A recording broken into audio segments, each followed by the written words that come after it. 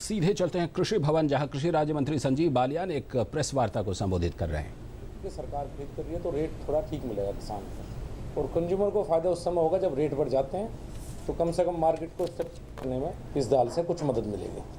तो दो ये निर्णय लिए गए हैं। जो 5000 मीट्रिक टन हमने बाहर से मंगाई थी, इम्पोर्ट की थी दाल, वो करीब 2500 चेन्नई में और 2500 बॉम्बे पोर्ट पर आई है। तो जो चेन्नई वाली दाल है वो तमिलनाडु और आंध्र प्रदेश को दी जा रही है, और जो 2500 मीट्रिक टन करीब बॉम्बे आई है उसमें से 1000 मीट्रिक टन दिल्ली आएगी और कुछ और बाकी जगह जाएगी। 5000 रिपोर्ट हो चुकी है मीट्रिक टन।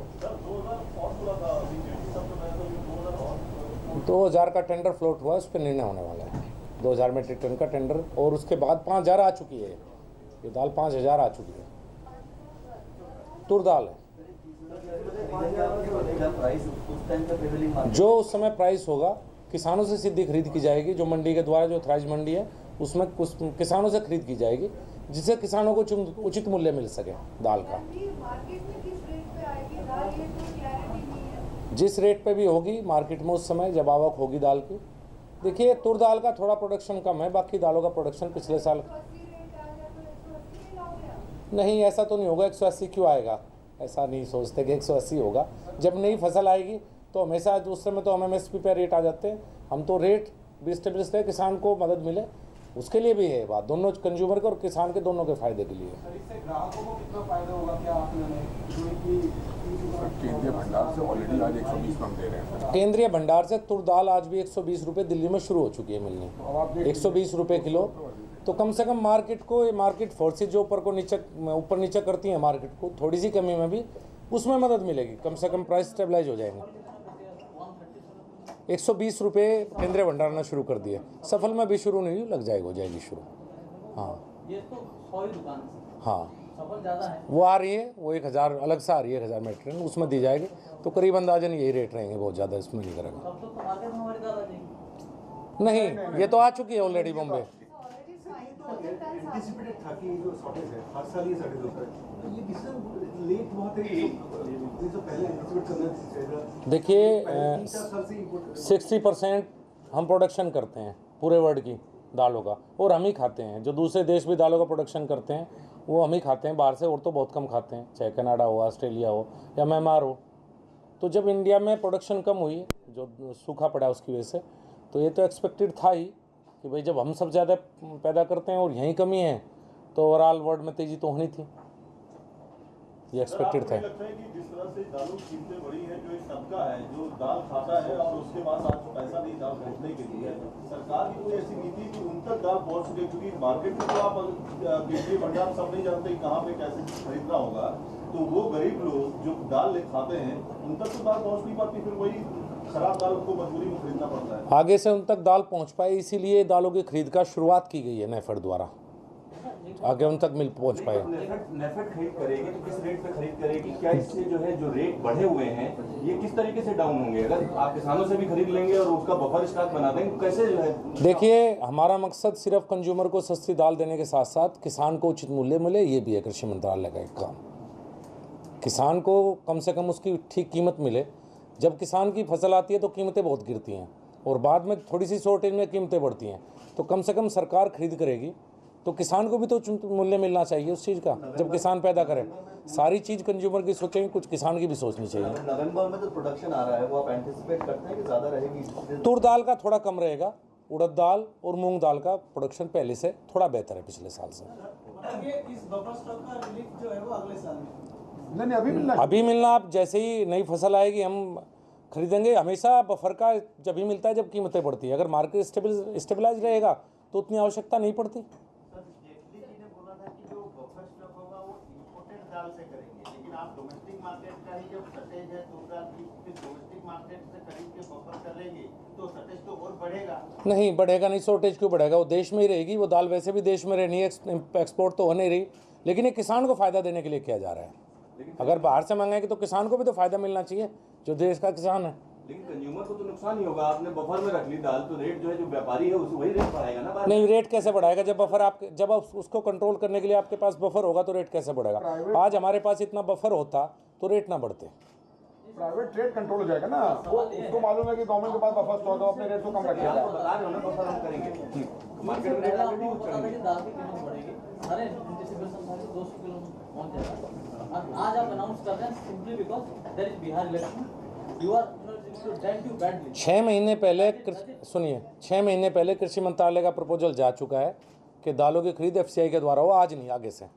ये 6 महीने पहले की बात है जब प्रपोजल बना था कृषि मंत्रालय में। अभी तो सब जब काटा है ये बफर का डिसीजन अब है, लेकिन एफसीआई से अगर भविष्य में खरीदो, ये प्रपोजल कृषि मंत्रालय बहुत पहले दे चुका है। कमी कहाँ रहा, where is the fault? Because कमी ये रही कि खराब मौसम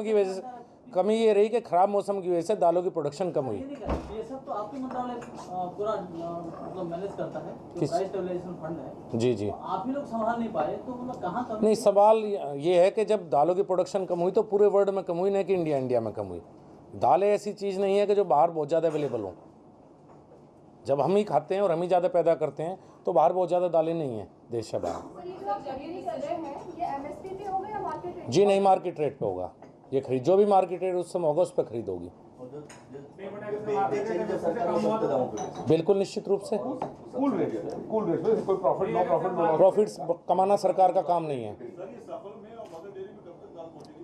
बहुत जल्दी पहुंचेगी, जो बॉम्बे से है जल्दी यहाँ तक पहुँच जाएगी, दिल्ली तक। बॉम्बे वाली दाल केंद्रीय भंडार में तो शुरू हो गई है, वहाँ से और आ रही है। और सफल को ऐसा है, सफल को अभी अपनी मिलिंग करानी बाकी है। सफल मिलिंग करा के जो है उसको जो है बांटना शुरू कर देगी। उम्मीद है कि 22 तक ये भी शुरू कर देंगे। नाफेड को जो पैसा है प्राइस स्टेबलाइजेशन फंड से दिया जाएगा।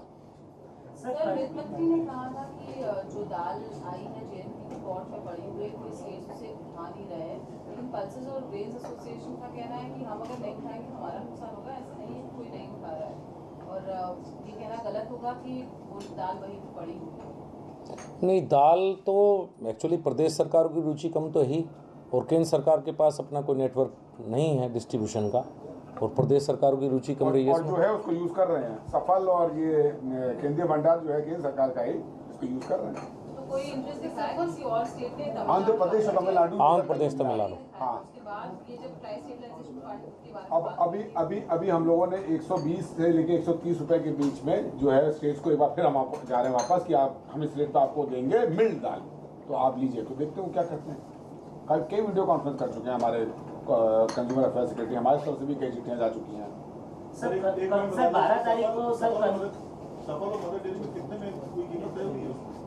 करीब कीमतें यही रहेंगी आसपास 120 के आसपास।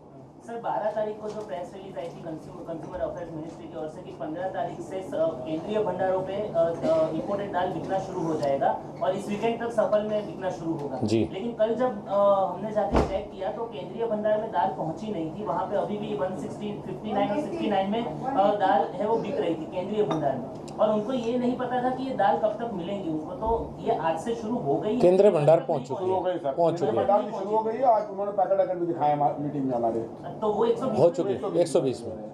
सफल जो है वो मिलिंग कराएगा, तो मतलब वो वीकेंड आएगी, लेकिन केंद्रीय भंडार में कल से शुरू होनी थी लेकिन हुई नहीं, हो चुकी, आज से हो गई। ओनली टूर जी।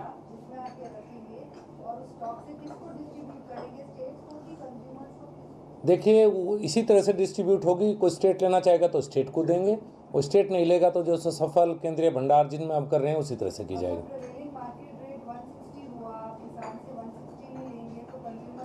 160 नहीं होगा, जब किसान की फसल आएगी आप अच्छी तरह जानते हैं कि रेट कम होगा।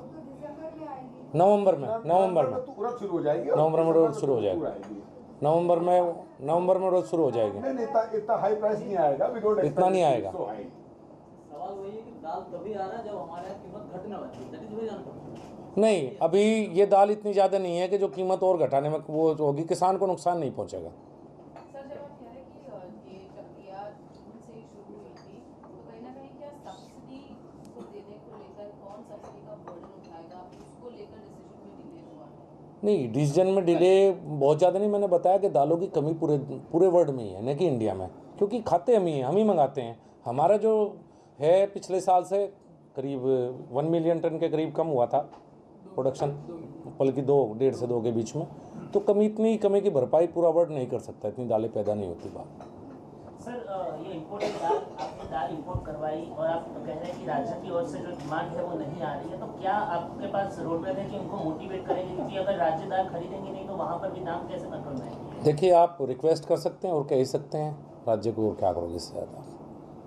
सर एक चीज़ और, अगर आप बफर क्रिएट कर रहे हैं तो इसका मतलब ये और कि आप इम्पोर्ट थोड़ा कम करेंगे? नहीं, इंपोर्ट होगा, प्राइवेट लोग इंपोर्ट करते हैं, वो लगातार करते रहते हैं इंपोर्ट, इसका इम्पोर्ट पे कोई इफेक्ट नहीं होने वाला है? क्योंकि इंपोर्ट पे इफेक्ट इसलिए नहीं होगा क्योंकि प्रोडक्शन आज भी इतनी ज़्यादा नहीं है हमारी, इंपोर्ट हमें करना ही करना पड़ेगा। 4 मिलियन टन का इंपोर्ट हमें चाहिए ही चाहिएगा, वो हर साल करते हैं, इस साल भी होगा वो इंपोर्ट। इम्पोर्ट कितना हो चुका है? ये सीधा प्रसारण आप कृषि राज्य मंत्री संजीव बालियान की प्रेस वार्ता का सुन रहे थे। खासतौर पर उन्होंने जोर दिया कि उपभोक्ताओं को राहत पहुंचाने के साथ साथ ही सरकार की कोशिश होगी कि किसानों को भी जो नई दाल की फसल आएगी उसका उचित मूल्य मिल सके। बहरहाल